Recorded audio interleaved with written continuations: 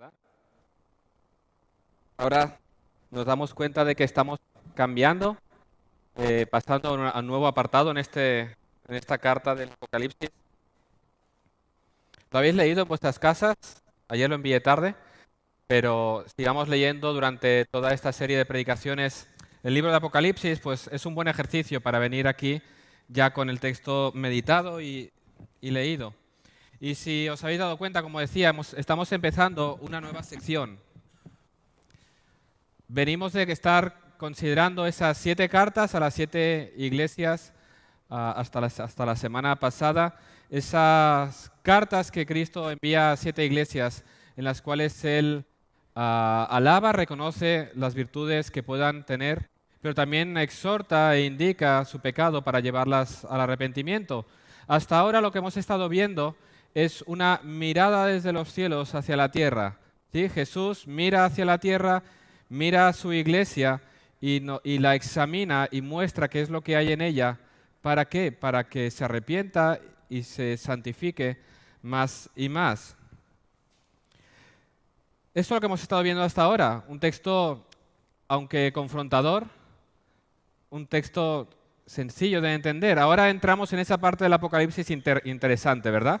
Esa parte del Apocalipsis en el que nos vamos a encontrar con multitud de elementos, símbolos, personajes que nos son un tanto extraños para nuestra cultura hoy. Vamos a hablar de sellos, de trompetas, de un dragón, de diferentes elementos que van a ir saliendo, que nos son un tanto extraños y parece que el libro como que se complica un poco. Pero cuando lo examinamos a la luz de toda la revelación y vemos y entendemos su contenido a la luz del plan eterno y vemos y entendemos cuál es el contexto, los destinatarios y hacemos ese estudio que hicimos el primer día, podemos darnos cuenta de que aunque sea complejo, en algunos sentidos el mensaje del libro de la carta de Apocalipsis es sencillo. ¿Cuál es el tema principal de esta carta? ¿Qué es lo que nos queda en la mente cuando consideramos todo el contenido de Apocalipsis? Lo pone el subtítulo de la serie. El Cordero ha vencido, ¿verdad? Cristo ha vencido. Hay esperanza para la iglesia, porque Cristo, el Cordero de Dios, ha vencido. Y en este recorrido que hemos hecho a lo largo de las iglesias, si hay una cosa que hemos podido ver, un punto que ha salido en 2 o 3 ocasiones, es una realidad que tiene que ver mucho con el tema principal de la carta y también con el texto que vamos a estar considerando esta mañana. Hemos dicho en más de una ocasión, nos hemos parado a atender una cuestión en concreto. Y es que hemos visto que cuando la iglesia de Dios es fiel a su llamado, hay persecución. ¿Sí? Podemos recordar la iglesia de Esmirna, que Dios alaba por su lealtad, por su fidelidad en medio de toda la persecución. Ellos no se rendían a César, ellos se rendían a Cristo, ellos eran fieles y Cristo trae una carta de ánimo a esa iglesia diciendo, perseverad, no temáis. Es una iglesia que estaba siendo perseguida a pesar o precisamente por causa de su lealtad a Cristo. Fidelidad a Cristo conlleva persecución.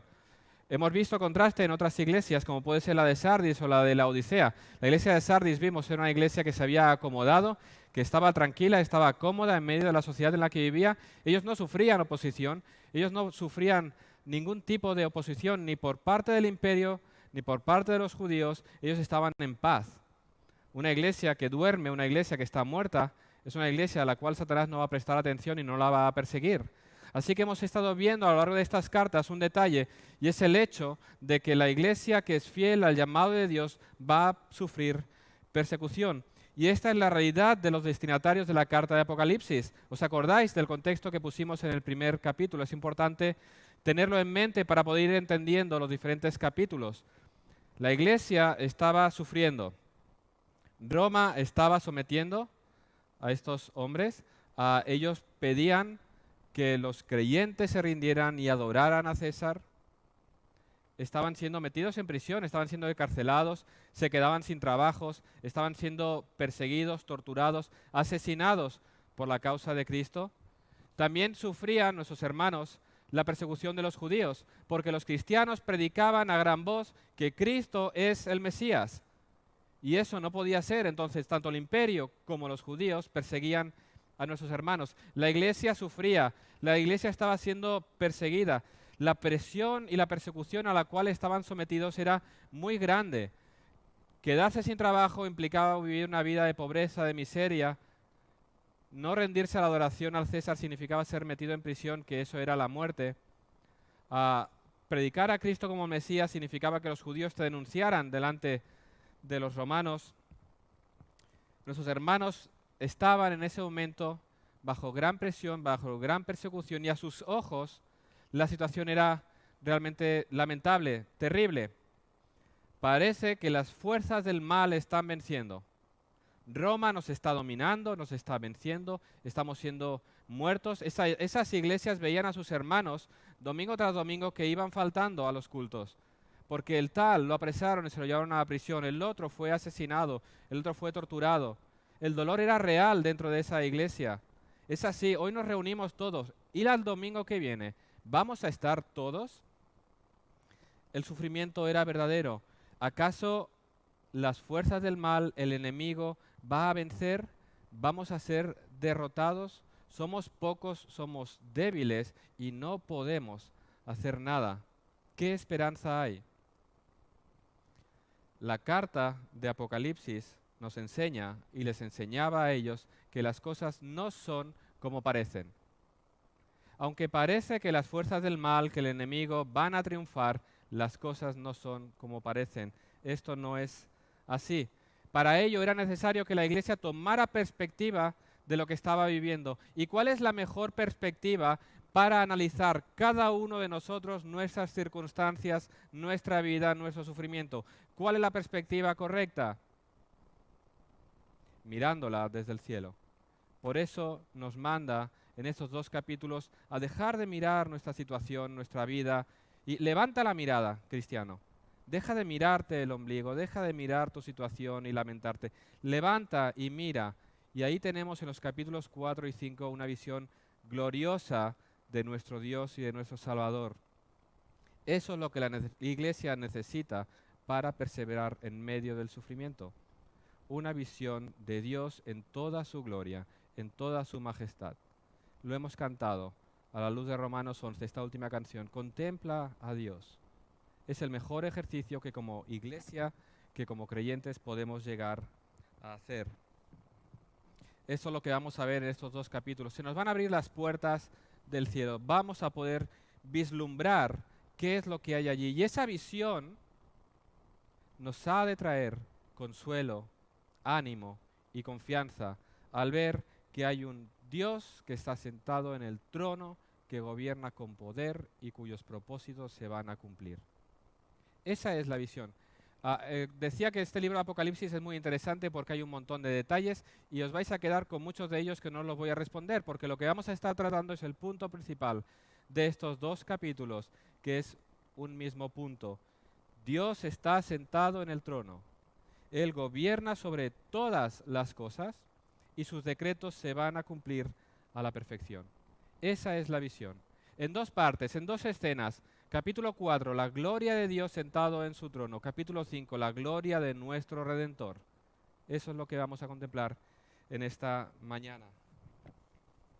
Esta visión celestial nos recuerda a nosotros que en medio de nuestras pruebas, de nuestra aflicción, de nuestros sufrimientos, sean cuales sean, Dios controla con poder todas las cosas y que un día la voluntad de Dios se va a cumplir tanto en la tierra, en la tierra tal y como se hace en los cielos. Así que vamos a ver un momento esta mañana estas 2 escenas de esta visión. En primer lugar, vamos a ver ese cambio de escena. Un cambio de escena que encontramos en el capítulo 4 marcado por el sonido de una trompeta. ¿Os acordáis en qué otro lugar escuchamos un sonido de trompeta? En el Antiguo Testamento. Un momento importante, crucial, en que al pueblo le va a ser revelado algo importante. Sinaí. En el monte de Sinaí, donde Dios desciende, esa montaña de la cual salen relámpagos, truenos, humo, se oyen trompetas. porque allí va a ser revelado algo importante para el pueblo de Dios. Dios les va a entregar su ley, la ley, los 10 mandamientos, conforme a los cuales su pueblo va a vivir en el momento en que entre en la tierra prometida. Y de la misma manera que Moisés es llamado a subir a ese monte y recibir la revelación de Dios, esa ley, ahora Juan es llamado a subir también y a contemplar aquello que va a suceder. ¿Y qué es lo que va a suceder? ¿Qué es lo que Juan va a ver? A Juan le va a ser revelado el cumplimiento final de los planes y propósitos de Dios, tal y como se han ido revelando a lo largo de la historia. En esta revelación se le va a dejar ver no solo el cumplimiento final de todas las cosas, sino cómo este cumplimiento de los propósitos de Dios ha ido sucediendo a lo largo de todos los tiempos hasta el final. Y antes de que les sea revelado los sellos, los juicios, las trompetas, la lucha, todo lo que va a venir por delante, antes de que les sea revelado todo aquello, a Juan se le revela una visión, la visión de la gloria de Dios y la gloria del Cordero. Y eso es intencional. Antes de que te explique lo que está sucediendo, por qué está sucediendo y cómo terminará todo, quiero que seas consciente de una realidad. En el centro de todas las cosas hay un trono. Esa es la visión. Lo primero que ve Juan en su visión es un trono colocado en el cielo y en el trono a uno sentado. Ahora, esto es una visión. No hay realmente un trono físico como tal, sino que esa es una verdad que le está siendo revelada, que en el centro de todo el universo, en el lugar de mayor autoridad y de poder, hay un trono y hay alguien sentado en él. Dios está en el centro. Él es el rey de toda la creación. Todo el universo gira alrededor de él. No es el hombre el centro de todas las cosas, es Dios. Él es el creador de todas las cosas. Es el rey del universo. Él es el soberano. Él es quien gobierna. Él es quien manda. Él es debajo del cual están sujetas todas las cosas. De Él dependen todas las cosas, nuestra propia existencia.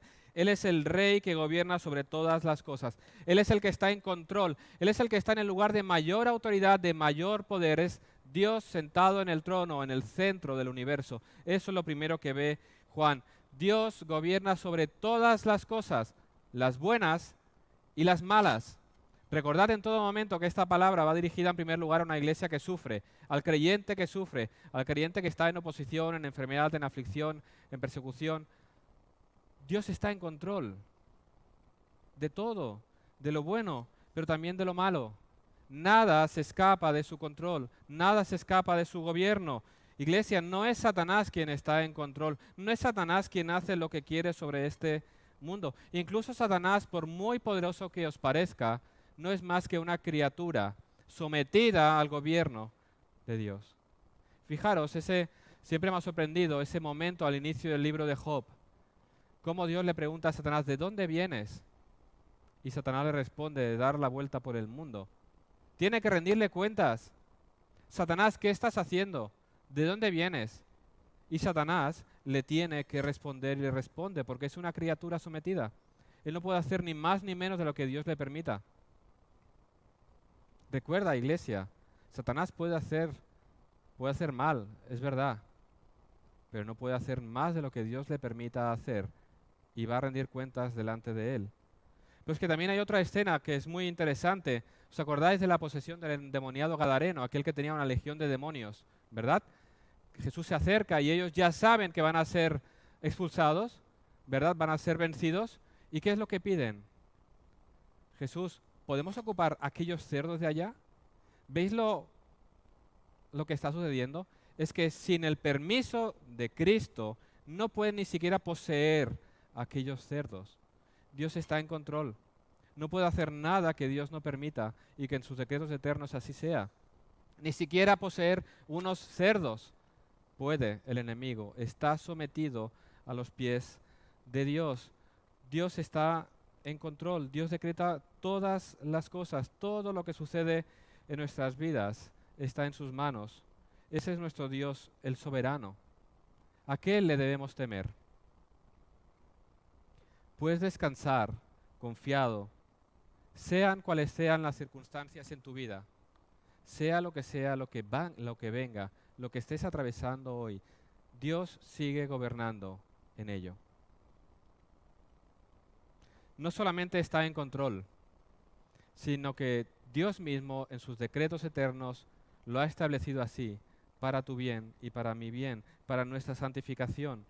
Todo lo que sucede en nuestras vidas sirve para ese propósito. Qué bueno, qué tranquilidad, qué descanso saber que en medio del caos en el que estamos hoy, porque es un caos, el mundo en el que estamos, que si ahora mascarilla, ahora no, que si ahora esto, que lo otro, vamos a salir, ¿cuándo volveremos a la normalidad? Hoy podemos ser 10, somos 15. ¿Dónde vamos? En medio de todo este caos en el que el mundo no sabe ni para dónde tirar, Dios ya sabe y Dios sigue en control gobernando y su propósito se cumplirá perfectamente. Confía, hay uno al timón. Confía, Dios sabe dónde nos lleva. Confía, Dios al final vence y el enemigo ha sido derrotado. Empezamos un nuevo año, ¿sí? En una semana. Todos nos deseamos feliz año nuevo. Yo no sé lo que vendrá, pero sí sé que Dios sigue reinando en 2022 y sus propósitos se cumplirán. Y lo que venga formará parte de sus decretos. Y confiaremos. Y cuando dudemos, levantaremos la mirada y veremos el trono y aquel sentado y diremos, sí Señor, tú estás en control, tú sabes. Y descansamos, como un niño pequeño que es llevado por la mano de sus padres cuando va a la montaña, a un lugar desconocido. Él confía en que su padre lo llevará por un buen camino y que al final terminarán en casa. Así el creyente se toma de la mano de su padre y se deja llevar, porque el padre sabe dónde va. Esa es la primera verdad que nos es revelada. ¿De qué manera la verdad de que Dios está en control trae seguridad a tu corazón? ¿Vives como alguien que verdaderamente no tiene miedo al futuro? Y hoy podríamos decir que ni al presente. ¿Vives como alguien que no tiene miedo? Esa es la primera realidad que es revelada. Dios está en control, pero luego sigue revelando Juan qué es lo que ve y nos describe a aquel que está sentado en el trono, que era de aspecto semejante a una piedra de jaspe y sardio. ¿Qué está describiendo? ¿Qué es lo que está viendo Juan? Algo precioso. Acabo de ver algo precioso. Es de aspecto semejante a una piedra de jaspe y de sardio. Es importante ser conscientes de que aquí Juan no está describiendo a Dios. A Dios no se le puede ver. Dios es espíritu. Lo que Juan está describiendo aquí es la gloria de aquel que está sentado en el trono. Y su gloria es tan brillante, es tan preciosa, que Juan usa elementos preciosos para nosotros, para intentar explicarlo, porque no hay palabras para explicar lo preciosa de la gloria de Dios. Usa elementos que para nosotros son preciosos, para que nos hagamos una pequeña idea, un pequeño destello de cuán preciosa es la gloria de Dios. Es una gloria tal que lleva a toda la creación a rendirse delante de Él. Y hay varias cosas en esta visión que quiero que veamos.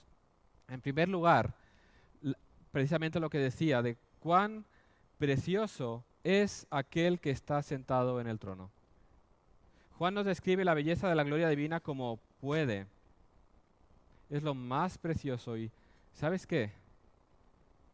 Tú y yo fuimos creados para disfrutar de esa belleza. Cuando estuvimos considerando el Génesis, recordamos cómo Dios creó todas las cosas, creó al hombre y a la mujer, portadores de su imagen, y nos colocó sobre un jardín. ¿Cómo era el jardín? Precioso. El veredicto de Dios es que todo era muy bueno. Dios nos puso sobre un jardín para disfrutar de algo verdaderamente precioso y para disfrutar de su comunión, la comunión con Él, quien es lo más precioso que hay. Y para que nos hagamos una idea, fijaros cuán precioso podría ser si nosotros hoy nos maravillamos a contemplar una creación que está caída en maldición. ¿No nos maravillamos al ver la creación hoy? Nosotros hace unas semanas estuvimos en casa de Gaby y Ana con los padres de Kenia y Gaby nos pasó su vídeo de las vacaciones en Suiza, que no sé, pasé qué año, con su superdrone 4K hizo un montaje precioso de las montañas de Suiza, los ríos, las cascadas, espectacular. Además le hizo un montaje con música muy adecuada y allí nos quedamos sentados, los padres de Kenia y yo, con Gaby que nos iba explicando, contemplando la belleza de la creación, acompañados de música ambiente, embelesados ante esa creación. Media hora duraba el vídeo. Y la media hora nos quedamos parados. Y podría durar 4 horas y tú estarías contemplando la belleza de esos paisajes de Suiza. Es precioso. Y eso tan precioso que estamos viendo forma parte de una creación que es caída, que sufre las consecuencias de la maldición. ¿Os podéis imaginar cuán precioso era el jardín? ¿Y os podéis imaginar por un momento cuán precioso es aquel que lo diseñó todo? Ese vídeo duró media hora. Nuestra contemplación de nuestro Dios y Salvador será por toda la eternidad. Y si nos quedamos embelesados ante la imagen preciosa de esta creación, ¿os podéis imaginar cómo será ver a nuestro Señor y Salvador? Ver su gloria allá en los cielos.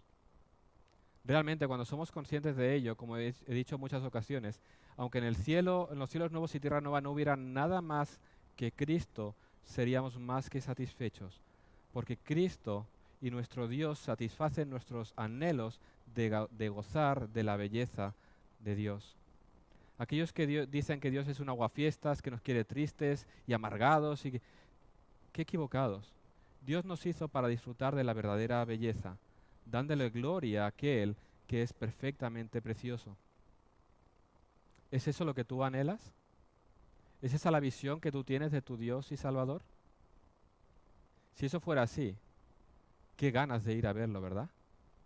Yo tengo ganas de ir a Suiza, es precioso. Si la gloria de mi Dios es tal y como la está describiendo Juan, tal y como la describen las Escrituras, ¿cómo no quiero, Señor, ven ya, porque quiero disfrutar de ti por toda la eternidad? ¿Está ese anhelo en ti? ¿Realmente te das cuenta de que Él es más precioso que todo lo que hay en este mundo? ¿Cómo sabes si esto es así o no? Piensa por un momento, detrás de qué es lo que estás yendo, qué es lo que buscas, qué es lo que a lo que estás dedicando tu vida. ¿Sabes qué? A veces dedicamos nuestra vida aquí para almacenar piedras de una cantera, cuando en los cielos nos espera lo más precioso que hay en este mundo. Y tenemos aquí nuestras piedras de cantera, surgidas de una explosión, feas, y nos enorgullecemos. Y dejamos nuestra vida por acumular piedras. Cuando Juan nos está diciendo, allá en el trono, hay uno cuya gloria es tan preciosa que brilla, brilla. No puedo escribirlo. Deja de vivir por unas piedras y vive por aquel que realmente es valioso, delante del cual todo lo que hay aquí palidece. Pero hay más en esta revelación. No solamente Dios es precioso, sino que el Dios que está sentado en el trono es el Dios de misericordia, el Dios que es fiel a sus pactos. Fijaros, esa imagen del arco iris nos recuerda de los tratos de Dios con su pueblo. Es el Dios que hace pacto con su pueblo y es el Dios que se mantiene fiel a sus pactos. Él hizo pacto. Ese arco iris nos recuerda que Dios es un Dios que ha actuado, se ha relacionado con nosotros por medio de pactos y que Él va a cumplirlos porque Él tiene el poder para hacerlo. Ese arco iris nos recuerda no solo que Dios es precioso, que Dios hace pactos, sino que Dios lo cumple. Aunque todo a nuestro alrededor pueda hacernos pensar que no va a ser posible, Dios cumplirá su palabra. Lo hemos visto a lo largo de la historia. Abraham y Isaac, el hijo de la promesa, ¿cómo se cumplirán los propósitos de Dios si no nace el hijo? ¿Cómo se cumplirán los propósitos de Dios si el hijo es muerto en aquella ofrenda? ¿Cómo se van a cumplir los propósitos de Dios cuando el pueblo es esclavizado en Egipto? ¿Cómo se van a cumplir los propósitos de Dios cuando el pueblo es llevado al exilio y otra nación destruye Israel? ¿Cómo se van a cumplir los propósitos de Dios? Los propósitos de Dios se van a cumplir porque Él es fiel y no solo es fiel, Él es poderoso para cumplir sus propósitos. Esa es otra imagen que vemos en esa revelación. No solo es fiel a sus promesas, sino que el Dios que se revela en el trono es el Dios todopoderoso, el Dios que tiene el poder para cumplir aquello que ha dicho. Fijaros que del trono salían relámpagos, voces y truenos. ¿Os acordáis? Sinaí. Y voy a leer el texto de Sinaí, de Éxodo 19, para que tengamos en mente quién es el Dios que está sentado, porque muchas veces tenemos una visión de Dios pequeña, un Dios de bolsillo, pero este no es el Dios que se revela en el monte Sinaí ni el que está sentado en el trono. Éxodo 19, versículos 16 al 25, dice así: Aconteció que al tercer día, cuando vino la mañana, vinieron truenos y relámpagos y espesa nube sobre el monte, y sonido de bocina muy fuerte, y se estremeció todo el pueblo que estaba en el campamento, y Moisés sacó del campamento al pueblo para recibir a Dios, y se detuvieron al pie del monte. Todo el monte Sinaí humeaba, porque Jehová había descendido sobre él en fuego, y el humo subía como el humo de un horno, y todo el monte se estremecía en gran manera. El sonido de la bocina iba aumentando en extremo. Moisés hablaba, y Dios le respondía con voz tronante. Y descendió Jehová sobre el monte Sinaí, sobre la cumbre del monte. Y llamó Jehová a Moisés a la cumbre del monte, y Moisés subió. Y Jehová dijo a Moisés: Desciende, ordena al pueblo que no traspase los límites para ver a Jehová, porque caerá multitud de ellos. Y también que se santifiquen los sacerdotes que se acercan a Jehová, para que Jehová no haga en ellos estrago. Y Moisés dijo a Jehová: El pueblo no podrá subir al monte Sinaí, porque tú nos has mandado diciendo: Señala límites al monte y santifícalo. Y Jehová le dijo: Ve, desciende y subirás tú y Aarón contigo, mas los sacerdotes y el pueblo no traspasen el límite para subir a Jehová, no sea que hagan ellos estrago. Entonces Moisés descendió y se lo dijo al pueblo. ¿Habéis captado la imagen? Ellos lo captaron. El pueblo estaba ante el monte, vio al monte tronar, vio los relámpagos y dijo: Dios es temible. ¿Cómo vamos a ir para allá? No, Moisés, ves tú, que te hable a ti. Y luego nos cuentas: Dios es el Todopoderoso. Dios es el que habla y los montes tiemblan.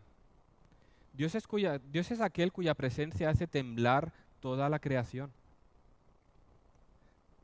Nos damos cuenta de quién es el Dios. Es el Dios temible. Es el Dios majestuoso. Es el Dios cuya presencia hace temblar los montes. Cuya presencia produce tal temor en los hombres que se apartan porque saben que no pueden estar delante de Él sin ser consumidos.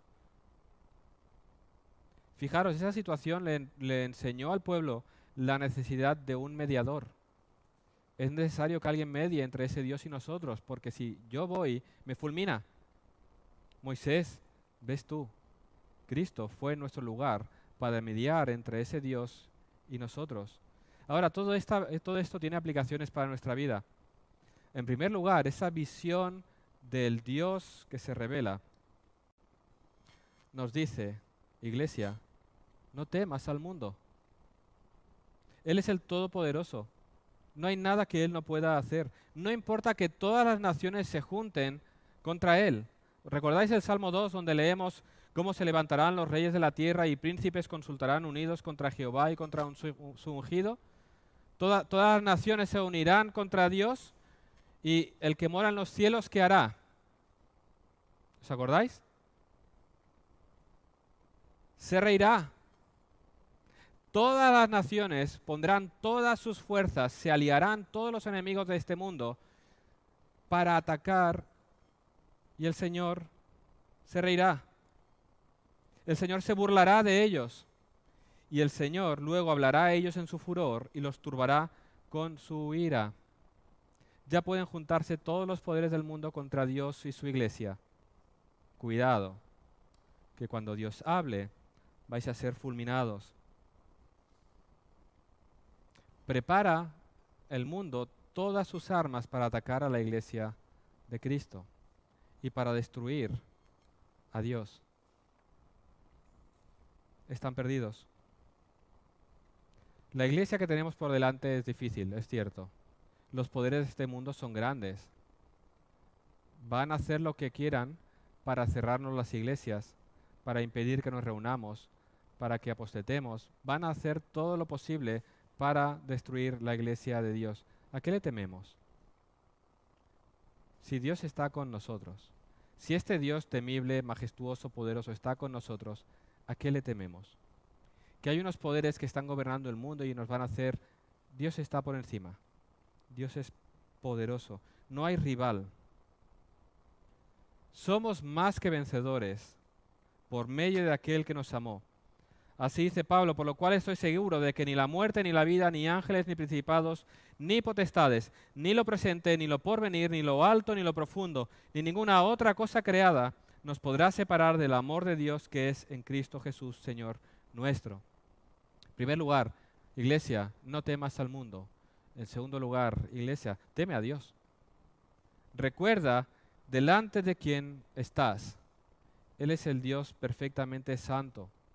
No nos podemos parar delante de Él por nosotros mismos porque caeríamos fulminados. Si no fuera por la obra mediadora de Cristo, quien cargó sobre sí nuestra culpa, pagó con su sangre nuestra deuda, si no fuera por su obra de reconciliación, por su obra de expiación, por su propiciación, tú y yo no podíamos acercarnos a Él.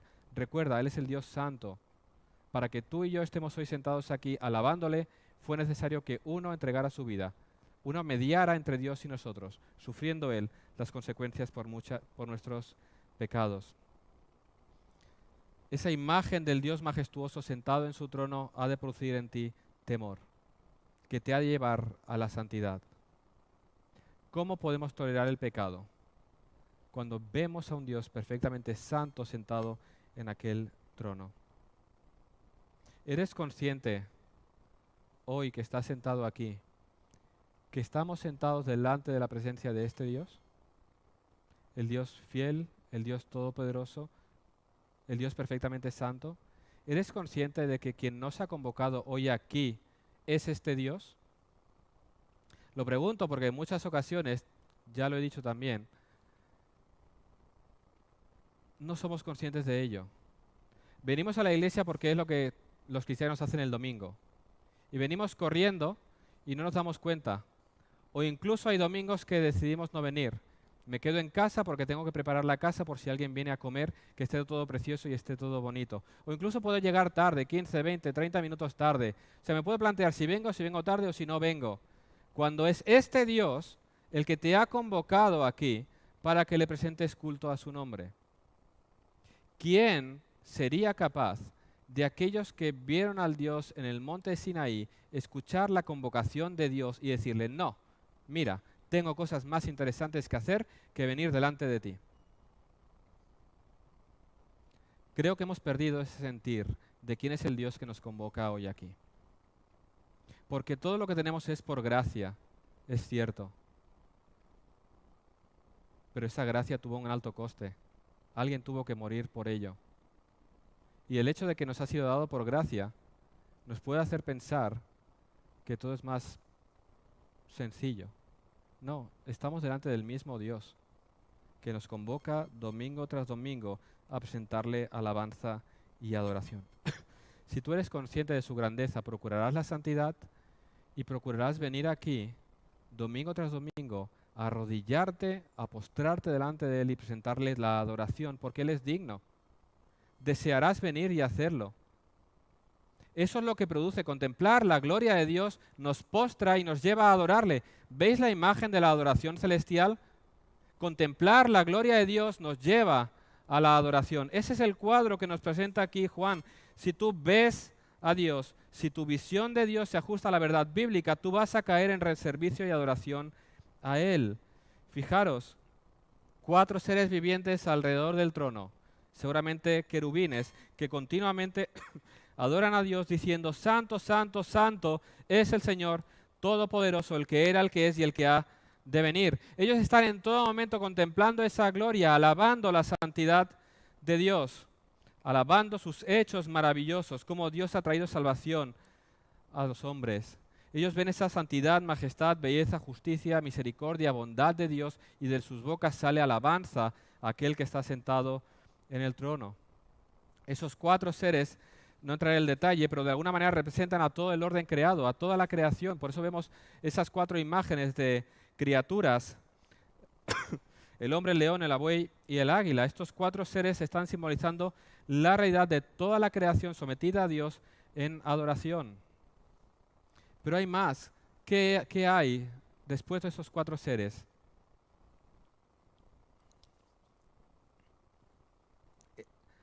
toda esa adoración alrededor del trono.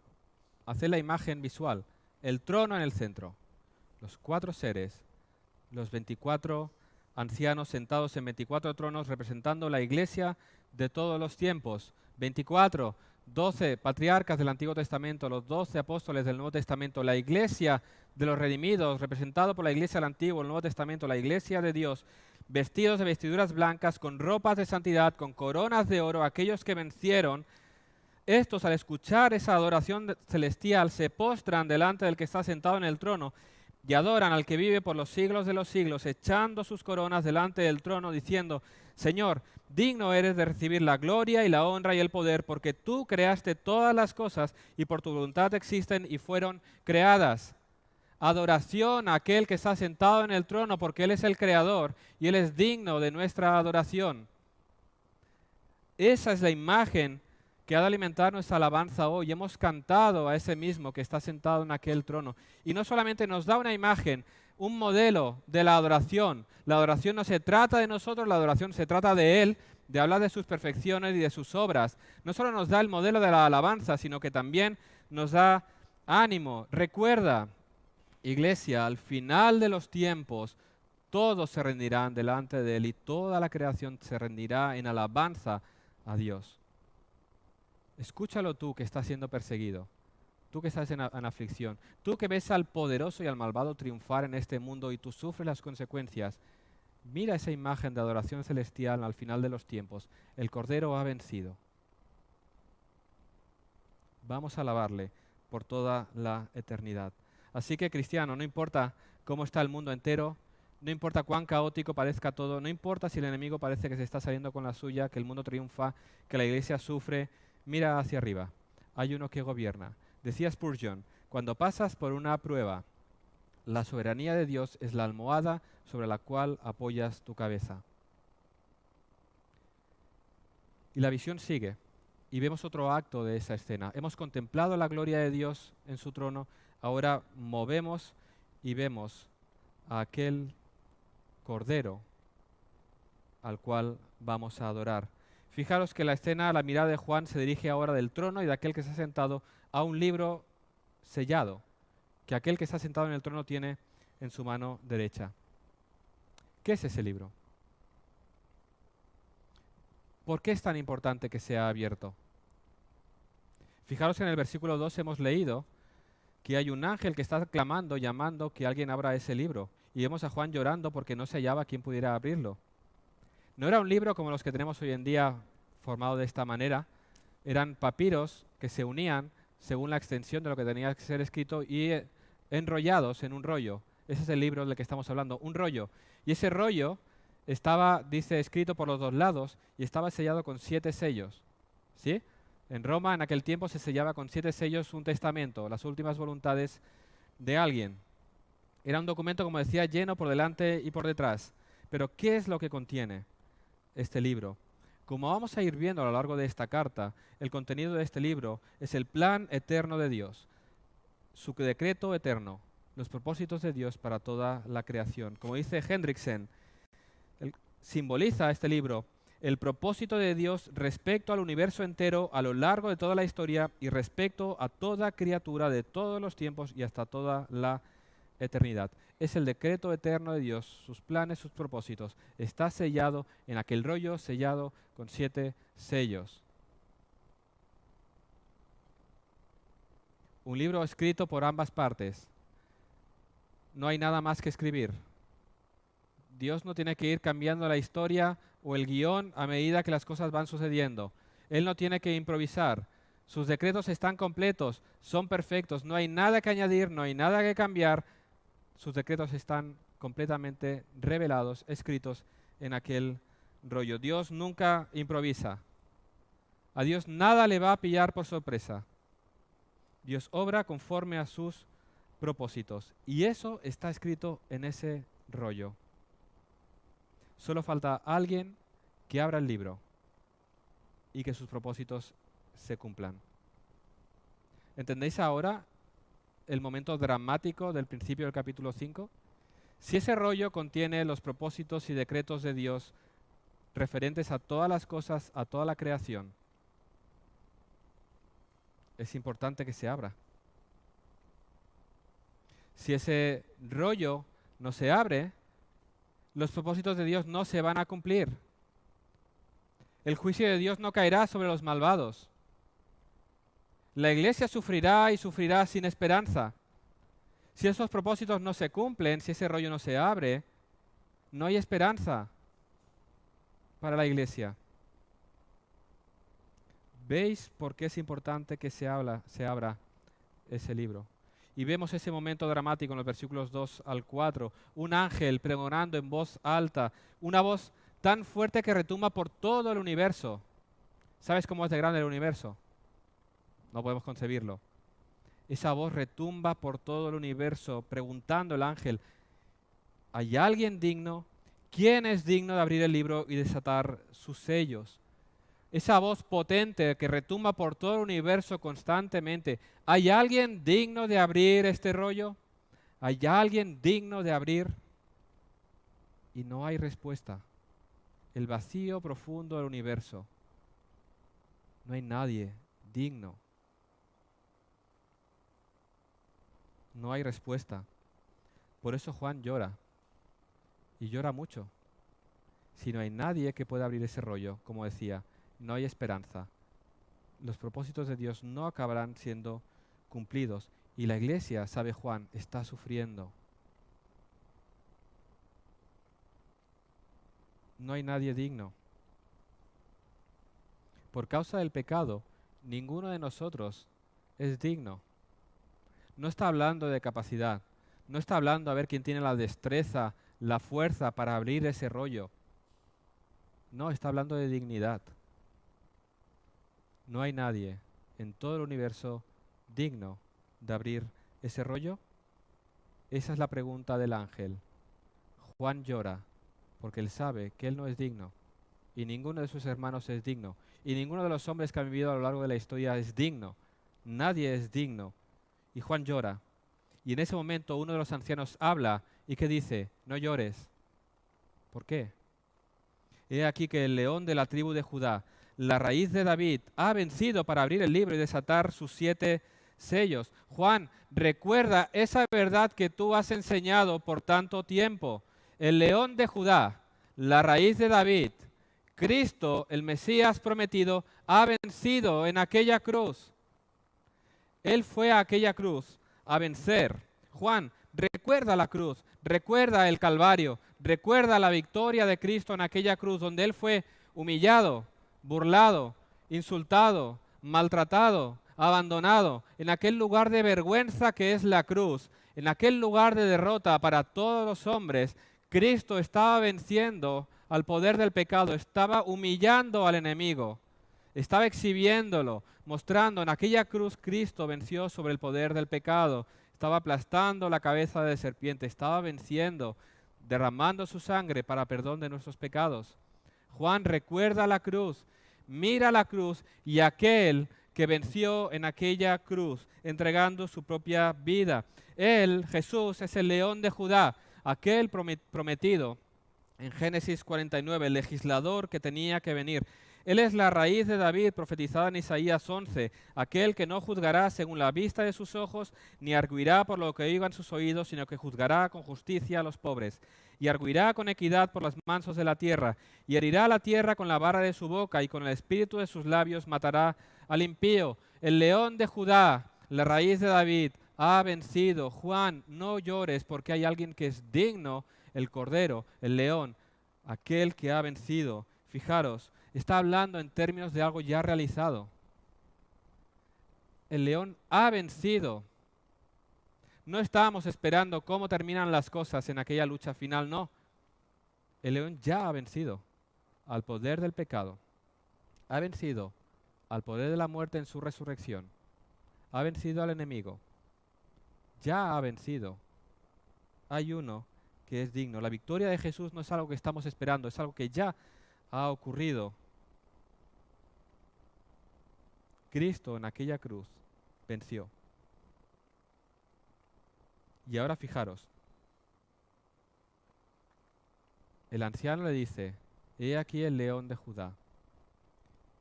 Juan escucha la orden, se gira ¿Y qué ve? Dice, gira y mírate el león. ¿Y qué es lo que él ve? Un cordero de pie, como inmolado. ¿Y el león?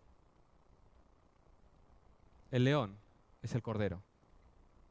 El león que venció pisando al enemigo es el cordero que fue inmolado en aquella cruz derramando su sangre para perdón de los pecados. Cristo venció muriendo y resucitando al tercer día. El león es el cordero. Vi al cordero de pie como inmolado, un sacrificio cuyo valor es permanente y un sacrificio victorioso, porque el cordero está de pie.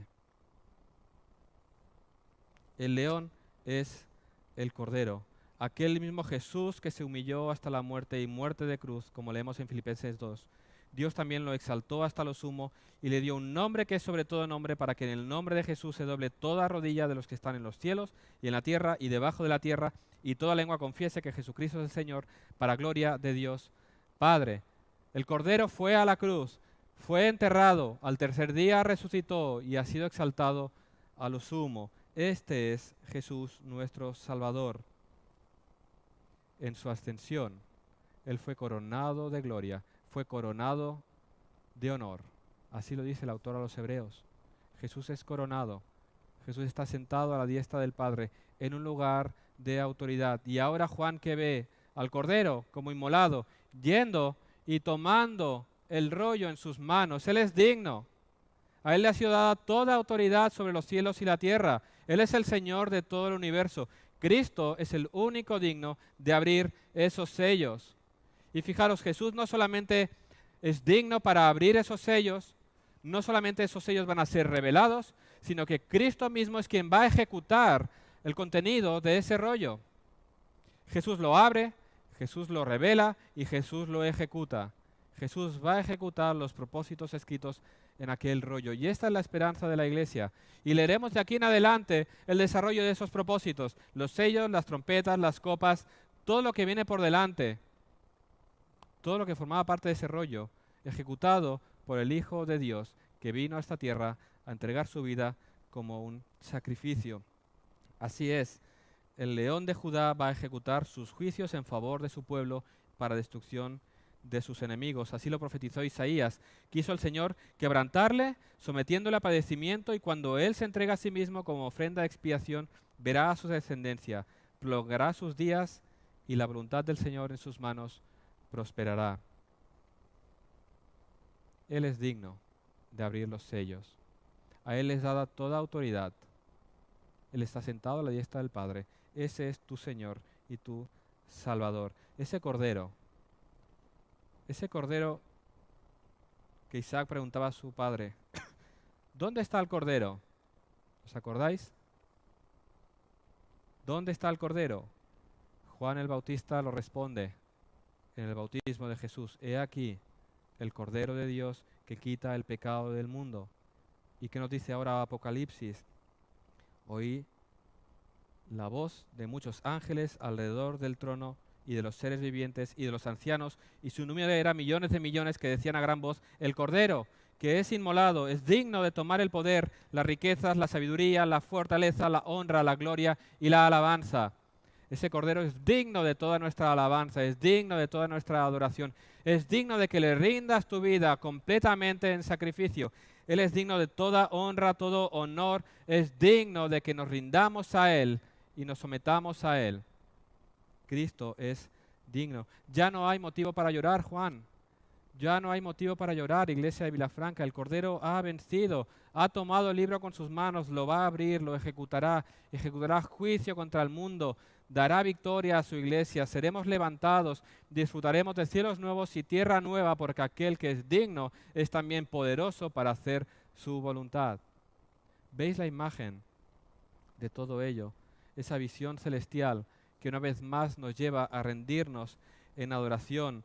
Termina el capítulo 5 con 3 himnos, 3 doxologías, 4 seres vivientes con los 24 ancianos cantando un cántico nuevo.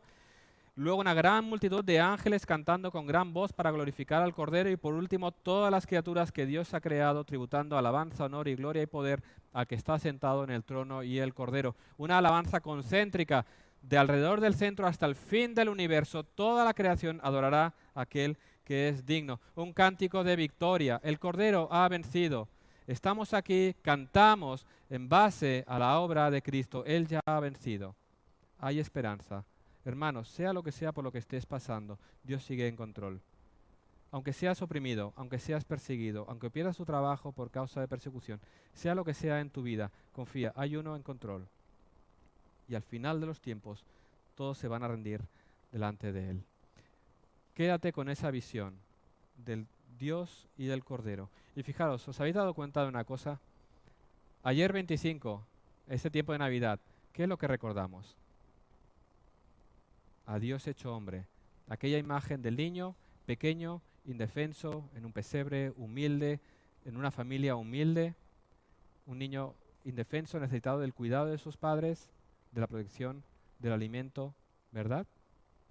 Tenemos esa imagen del Dios hecho hombre en la humildad. Pero como hicimos ayer, no nos podemos quedar allí, adorando al Dios niño.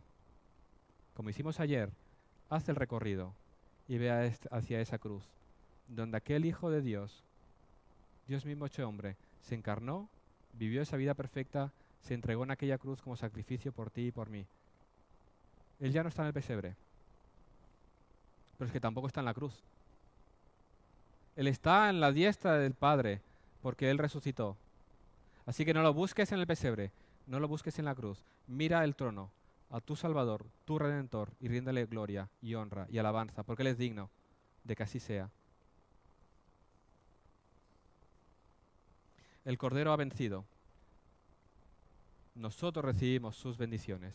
Nos espera una vida eterna a su lado. Así que persevera. No importa lo que venga por delante. No importa, vivimos un tiempo de relativa paz. Vamos a sufrir persecución, pero no importa lo que venga por delante. No hay poder alguno que pueda luchar, vencer a nuestro Dios. Las naciones enteras se pueden reunir. Pero mira, esta semana leía una frase interesante. En aquel tiempo, Roma era el poder. El César era temible. ¿Y sabes qué? César, decía alguien, hoy es una salsa para ensaladas. Y Cristo sigue siendo el rey. Así de ridículo. César es el nombre de una salsa para ensaladas. Pero Cristo hoy sigue reinando sobre todo. Y así será hoy y por toda la eternidad. Así que vive para Él. No temas. Rinde tu vida por completo. Adórale. Vive para Él. Él es digno, Él es precioso. Vive tu vida alabando con todo lo que eres. Y confía. Él es digno de toda tu confianza. Descansa tu vida en Él. Obedece su palabra. Confía. Él es poderoso para hacer sus propósitos y cumplir su voluntad. Vamos a orar. Señor, te damos gracias porque tú eres poderoso, porque tú eres grande, tú eres majestuoso. Señor, contemplamos tu gloria y nos damos cuenta de cuán grande es la distancia entre tú y nosotros. Tú eres Dios, nosotros criaturas.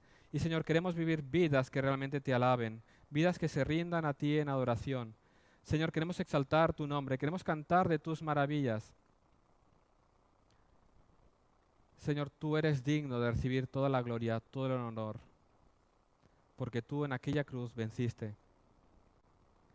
Señor, ayúdanos a confiar en tu gobierno soberano, a descansar nuestras vidas por completo y también, Señor, a someternos a tu voluntad.